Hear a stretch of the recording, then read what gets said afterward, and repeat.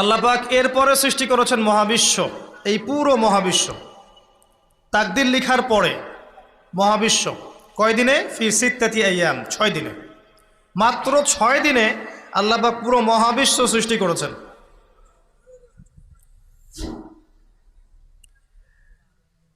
হুয়াল্লাযী খালাকাস সামাওয়াতি ওয়াল আরদা ফি সিত্তাতি আইয়াম সুম্মা ইসতাওয়া আলাল আরশ।